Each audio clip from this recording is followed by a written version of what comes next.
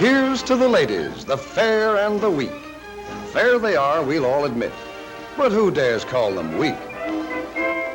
The homemaker walks miles every day, from sink to icebox, from cupboard to stove, and from kitchen to dining table. There's the stair-climbing event, usually accomplished with an armload of brooms, mops, blankets, and sundry household paraphernalia. Who said weaker sex?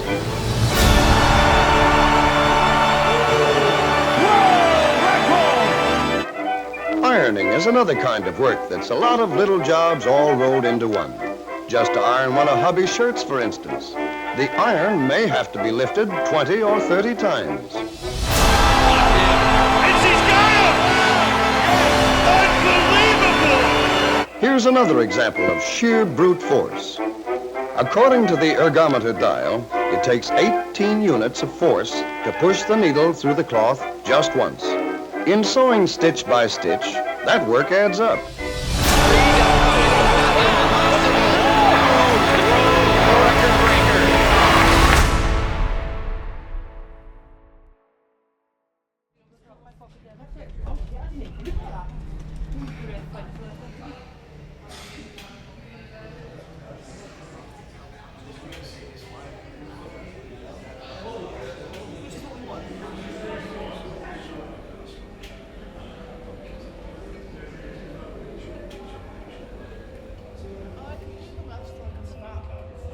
I used to see a strong woman as someone like my nan. She was always the person that I looked up to. She was like the head of the family.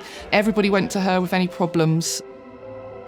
I'd never seen her show much emotion.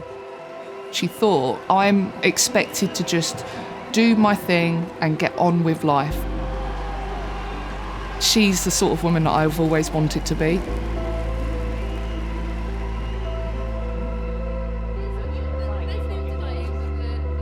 My biological dad, there was a lot of drama, a lot of history between him and my mum. It just became really hostile. My mum just wanted to get away from it. That initial decision to make that move and to upheave her whole family and her life and start afresh was definitely a strong woman mindset.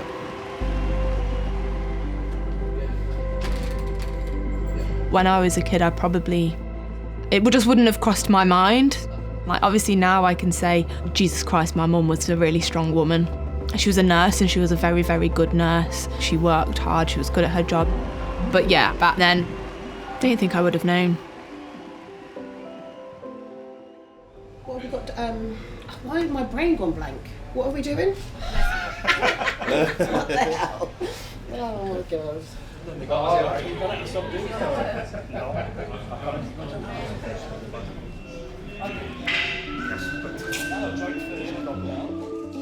I remember being pushed into the throw-in a little bit.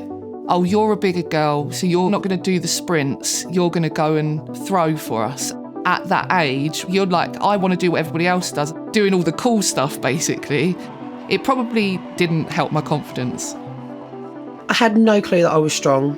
No, I just loved to pick up things and just throw them. And then when people were saying, you know, you've just hit like the school record in your second ever throw, and I was like, oh, I think a little bit of competitiveness came out from that. Teachers always would get me to try and do rugby and throwing. Now I can see why, because I know now that I'm quite strong and probably would have been quite good at those sports. You just didn't see women doing that then. You saw women doing gymnastics, diving, dancing, those kinds of things. Many, many years passed before I even considered getting into the gym. I started doing like body pump, little classes. I remember one day there was a few strong women that showed up at the gym. The gym owner was like, go and talk to them, you'd be really good at it. And I was like, no. The trainer, she's like, Andrea, do you know you're really strong? I was like, what? She's like, I think you should go into strength sports. Matt, my partner, I'd just got into strongman. He was doing strongman competition, but there were a person down, someone had dropped out. And they're like, oh, does anyone in the crowd want to do it? And Matt just went, Chloe will.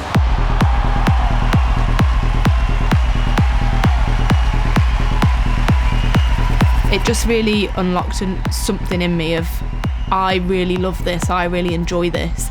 This is really hard, but I really want to be able to do more. I've always been one of these kind of fuck it people, let's just do it and I'll deal with the consequences afterwards. So I entered Hertfordshire's Strongest Woman I won every event and I got told that I was showing off. Eventually, they persuaded me just to do one competition. As soon as I'd won one, I was like, I'm going to do it again, and I'm going to do it again. It got out of control very quickly for me. I went from being basically nobody to somebody overnight when I pulled the deadlift world record. I held the world record log lift, 140 kilos, 4 times Britain's Strongest Woman, 2018 World's Strongest Woman. Oh, that sounds quite a lot actually, isn't there? My Dinny Stone record got like 10 million views or something in the first week. Like, it went wild. But sometimes I think people forget that none of us make enough money to make strong women a full-time career. I do hope the women can be like the men and it can be a full-time job, but at the moment it's not.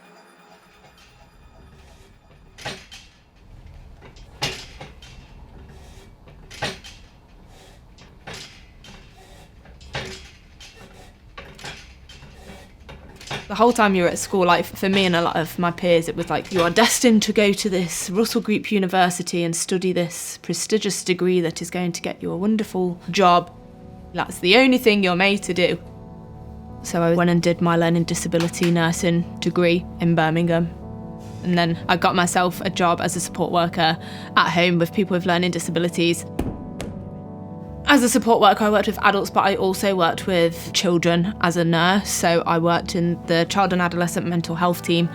The area that I was working in was like very deprived. I was the only full-time member of staff in that team. I was the only nurse in that team, and there was definitely a fair share of challenges.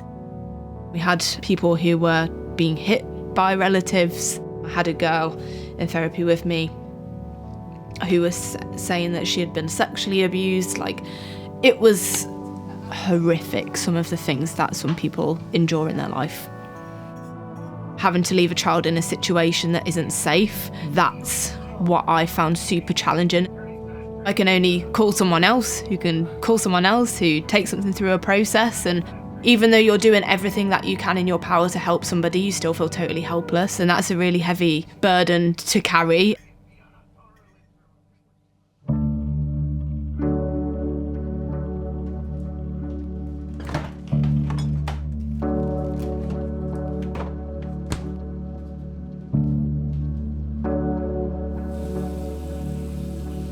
My whole life, I'd never really wanted kids.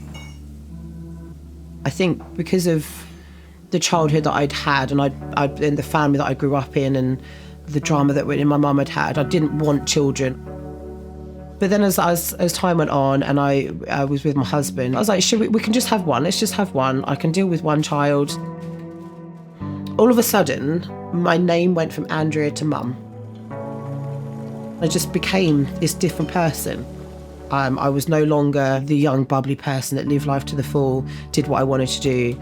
I then had somebody to be responsible for, and that I struggled with. Although I love my children very much, I resented that path that I'd taken. I blamed a lot on my husband for turning me into a housewife. Oh, just wear a fucking apron then, shall I? That was the things that I used to come out with. In my head, I thought I should have had more. Just from what you kind of dream about as a child.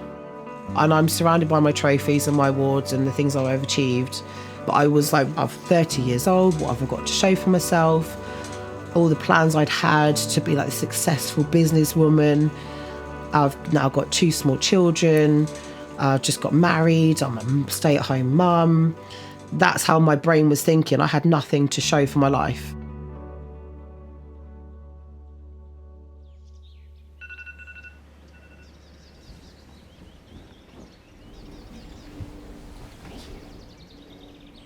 My sister had tried to apply for the police when we were younger. She hadn't quite got in.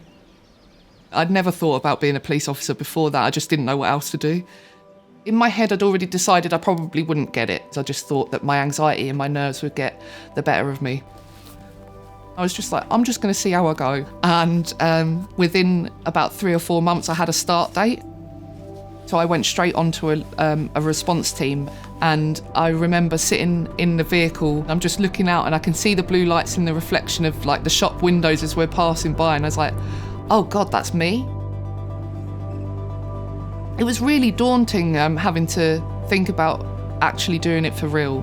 But I did pretty well, like, to put myself out there in the first few months, and it was very much, I'm here to prove myself and make sure that you guys know that I can do this. There is an element, I suppose, that your life is at risk. I do have to chase people down, and if people want to get away, you never know what they're going to do, and people do carry knives, they do carry things they shouldn't. I definitely find myself thinking to myself, shit, if I get injured, this could end my strong woman career. But if something happens, that's life, and you have to just deal with it as it comes.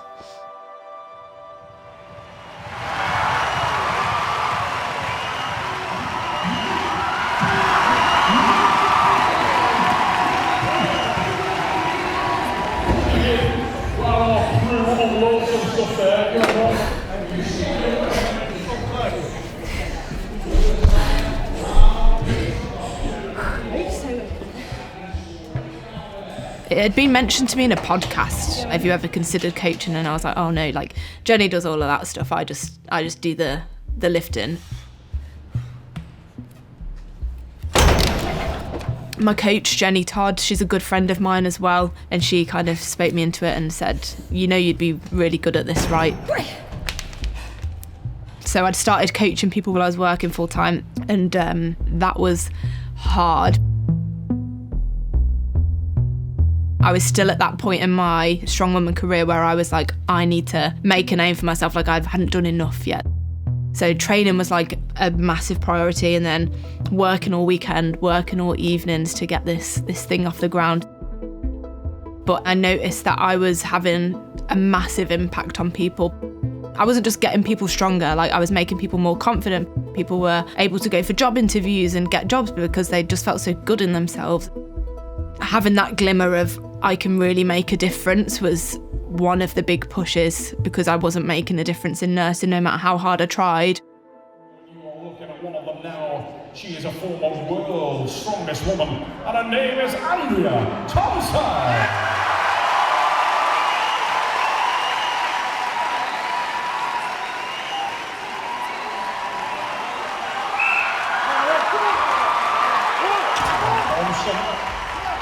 Last that first one, and the second. My mental health took a little bit of a turn because we thought we could have another one. It was very difficult to have a toddler who was being a toddler and a baby who just did not stop screaming, so my brain was just completely chaotic. I had a bit of a breakdown actually. I was out a lot, I was drinking quite a bit. I tried drugs for the first time. I cried my way through many gym sessions. I just lent a lot on my husband to deal with the children because I was either hungover, I wanted to go out, I didn't want to be at home. It just progressively got worse. We'd been bickering for a long time. We hadn't had an intimate relationship for nearly 3 years, so we were just two people living in the house, co-parenting.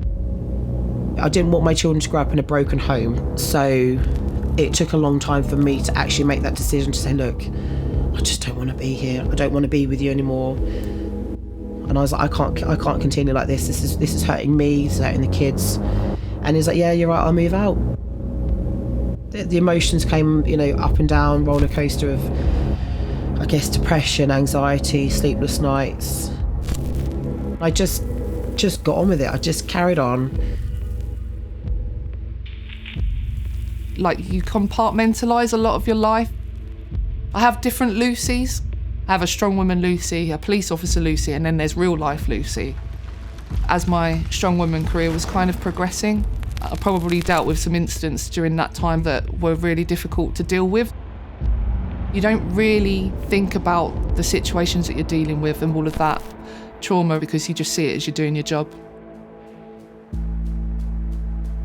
Work was getting more and more stressful. I was firefighting, it was crisis. The waiting list was ridiculous. I felt out of control, scared, helpless. You've only got so much emotional strength and you can only keep that up for so long, and that it has to break.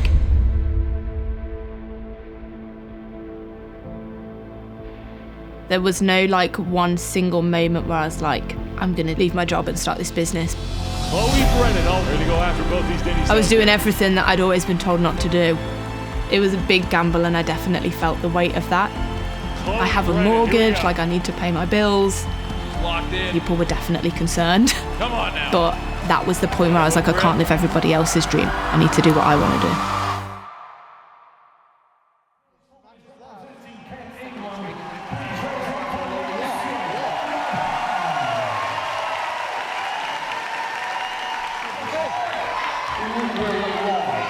In 2 weeks' time, I was due to pull 300 kilos. It was the first time I was going to break a world record.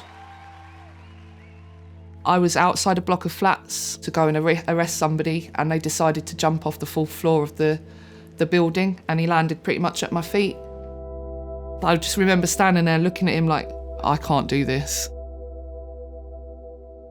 So I remember taking the next day off, and I went to the gym. I was hitting my numbers every week. It was not a problem, but I couldn't do it. I couldn't, whatever the numbers were prescribed on that day, I was like, I can't do it. After that, my granddad died, and he was the first person I gave CPR to. For a long time running up to that, my parents had said, like, you're going to have to help us. You're the strong one, basically. I remember going into police mode.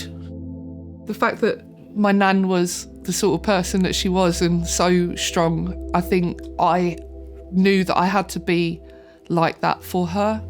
I remember like standing there, and I didn't really cry, and I didn't really show any emotion, and I didn't want to let the family down. And like he wasn't, sorry.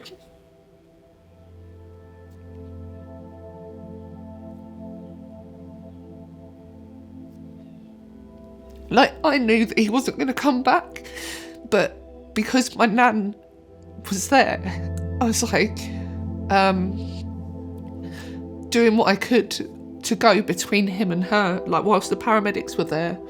And she was saying to me, like, is he going to make it? And I would go, yeah, they're doing what they can, And she was like, please don't lie to me.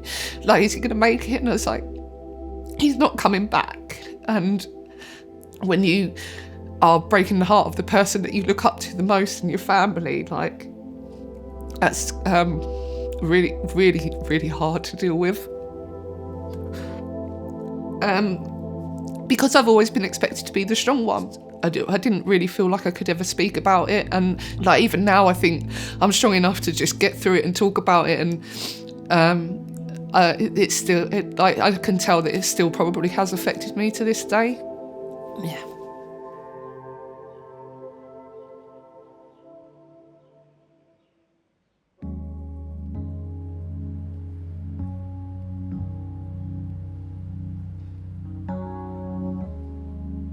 I needed a focus, and I knew that being in the gym was what made me happy, was what made me feel good.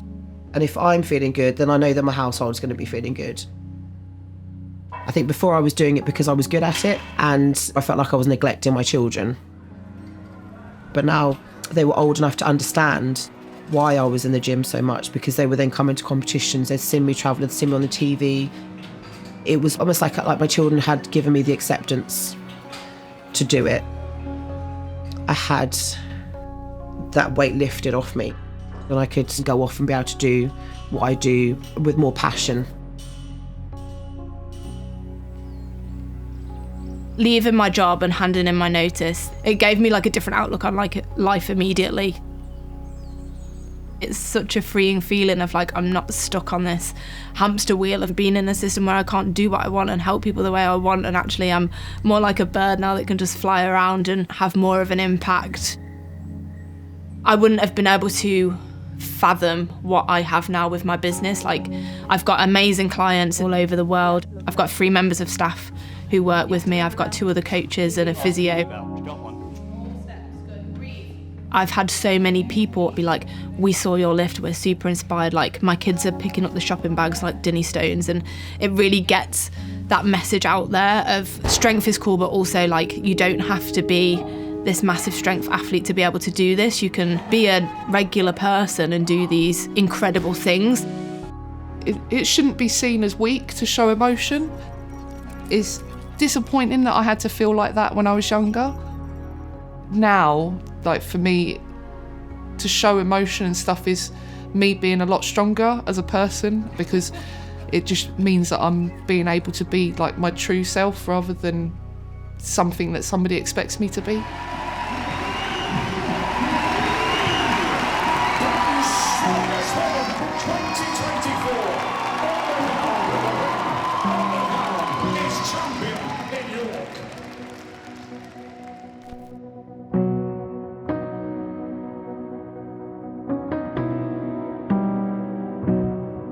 I don't really see myself as a role model. I'm a successful athlete. I'm not a bad mum. I, still holding down a job. I still have my, my beautiful house, my beautiful kids. It's just something that I do. I think I just don't give myself enough credit. Maybe that's what it is.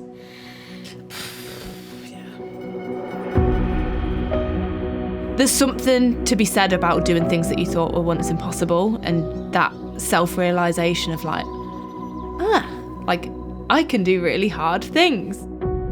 For me, being strong, it's that physical sense, but other people, it could be being able to leave a relationship that isn't healthy. It could be making a decision to go and get a new job. For some people, it can be getting up and leaving the house, but everybody has the potential to be a strong woman. Being strong is being able to do anything that makes you you, because being you is the strongest thing that you can be.